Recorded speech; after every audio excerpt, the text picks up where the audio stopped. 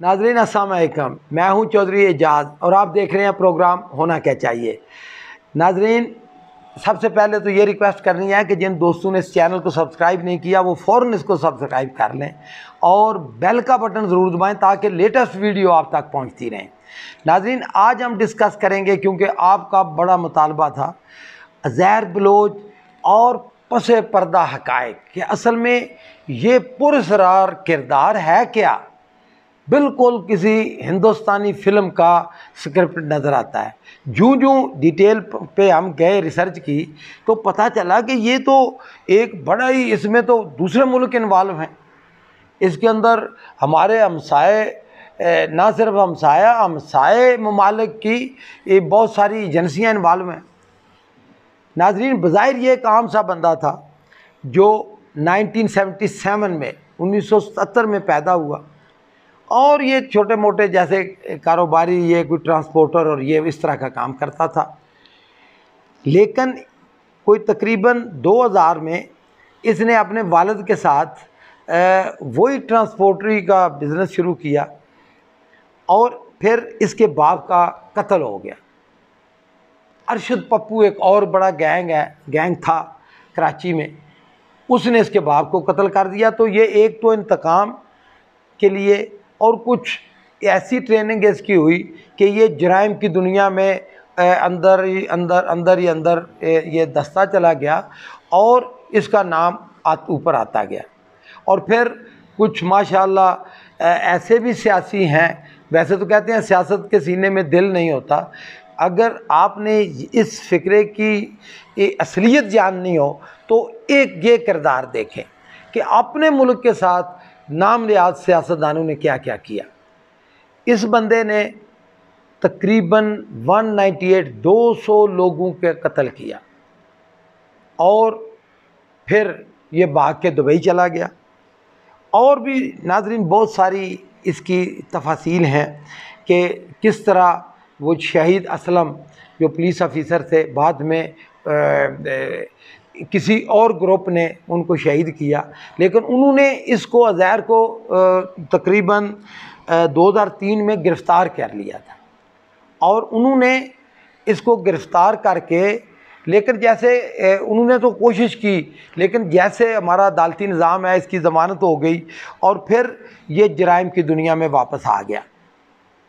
फिर इसने नाज़रीन अपना ग्रुप कायम किया, क्योंकि इसने अपने बाप के कातिल को कत्ल कर दिया और मुख्तलिफ़ ग्रुप, मैं अब उन ग्रुप का नाम लेना वक्त का ज़्या होगा, बहुत सारे ग्रुपों को आगे करता करता ये इस कदर ये मशहूर और इस कदर ताकतवर हो गया कि एक सियासी जमात अपने MNA और MPA के टिकट इसके कहने पे देते थे और यही उनका गॉडफादर था। फिर लॉ इन्फोर्समेंट एजेंसी की नज़र में जब ये आया तो ये भाग के दुबई चला गया। लेकिन यहाँ मैं ये कहना ज़रूर मैं अप्रिशिएट करूँगा और खराज तहसीन पेश करूँगा अपनी लॉ इन्फोर्समेंट एजेंसीज़ को कि उन्होंने जो इसको वापस लाए। हालांकि इसने एक हमसाया मुल्क का पासपोर्ट हासिल कर लिया, उसकी जो खुफिया एजेंसी है वो इसकी सरपरस्ती कर रही है। इंडिया की खुफिया राह का बहुत ज़्यादा असर रसूख है, आपको पता है, दुबई में भी इवन। और आपको पता है जो जासूस पाकिस्तान के कब्ज़े में है उसने भी सारे हक़ाइक़ बता दिए थे अज़हर के बारे में। तो नाज़रीन, ये बहुत बड़ा कारनामा है कि इसको वापस लेके आए और इसने सारे अपने जराइम कबूल के सारे, मैं इसलिए कह रहा हूँ कि जिसका इसने खुद इतराफ़ कर लिया है। अभी बहुत सारे जराइम इसके बाकी हैं जिसका इतराफ़ इसने नहीं किया और मैं शायद कह रहा हूँ यही वजह है कि एजेंसी इसको और मोहलत दे रही हैं और वक़्त दे रही हैं। नाज़रीन, ना सिर्फ ये एक कातिल है बल्कि अज़हर बलोच ने पाकिस्तान की खुफिया मालूमात दूसरे ममालिक की एजेंसीज़ को दी हैं, जो कुछ उसकी दस्तरस में थी।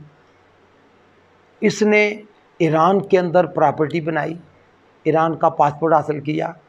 ना सिर्फ ये कि इसने इंडिया से माली और हर तरह का असला हासिल किया, बल्कि कुलभूषण जाधव और उसका जो मशहूर व मारूफ नेटवर्क है, जो आपको पता है ना, आलमी अदालत इंसाफ में भी ये बात साबित हो चुकी है, कुलभूषण यादव का नेटवर्क, तो ये उसका अहम तरीन लिंक था। तो नाजरीन, वतन अजीज़ के साथ ऐसे ऐसे जुल्म हुए हैं कि इंसान के रोंगटे खड़े हो। नाजरीन, यहाँ ये बात दिलचस्पी से खाली नहीं कि किस तरह हमारी लॉ इन्फोर्समेंट एजेंसीज़ ने इस शख्स को दूसरे मुल्क से पाकिस्तान लेके आए। हालांकि 4 ममालिक इसके अंदर उनकी एजेंसीज़ इसकी पुष्टबनाई कर रही थी और वो किसी सूरत भी नहीं चाहते थे कि ये शख्स पाकिस्तान पहुँचे। यहाँ आके इसने सारे हक़ाइक़ जो अब तक उगले हैं वो इतने सनसनीखेज़ हैं। आप देखें कि किस तरह इसने इंसानों, कहते हैं कि ये कत्ल करके इंसानों के सरों से फुटबॉल खेलता था। इस ऐसा दरिंदा, और बिल्कुल जैसे मैंने शुरू में कहा कि ये किसी इंडियन फिल्म का किरदार नज़र आता है। तो नाजरीन, इतनी ज़्यादा तफासील हैं इस शख्स के बारे में कि अगर हम आधा घंटा भी बात करें तो कम होगा, लेकिन हम अपने असल एजेंडे की तरफ आते हैं कि होना क्या चाहिए। नाजरीन, होना ये चाहिए कि उन सियासी पार्टियों को, हर पाकिस्तानी को इतना ज़्यादा नफ़रत का इज़हार करना चाहिए उनसे कि जिन्होंने पाकिस्तान की आवाम को इन ज़ालिमों, इन जैसे दरिंदों के हवाले किया।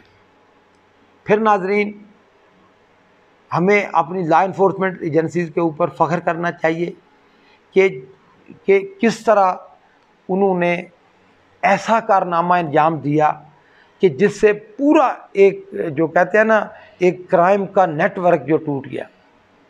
और इंडिया इसीलिए वो कलपला रहा है और जो वो कहते हैं ना, सांप की तरह वो बल खा रहा है।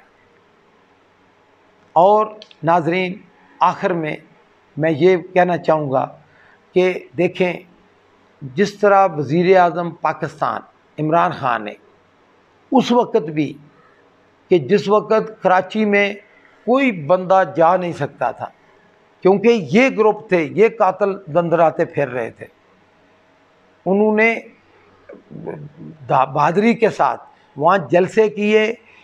इनका नेटवर्क तोड़ने में MQM जो दहशतगर्द लंदन, MQM लंदन जो दहशतगर्द है, उसका नेटवर्क तोड़ने में जो किरदार इमरान ख़ान ने अदा किया है वो तारीख़ का हिस्सा रहेगा।